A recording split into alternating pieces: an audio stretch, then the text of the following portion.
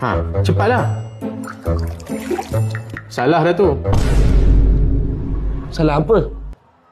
Awak tak niat dalam hati masa masuk muka. Macam mana Imam tahu?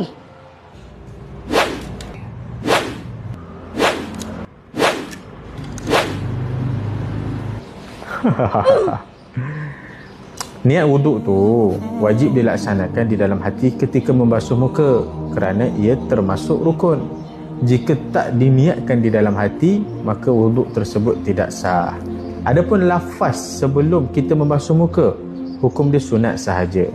Fungsi lafaz itu ialah untuk membantu menghadirkan niat ketika membasuh muka di dalam hati tadi itu. Buat balik. Okey. Faham? Saja aku mengambil wuduk kerana Allah Ta'ala.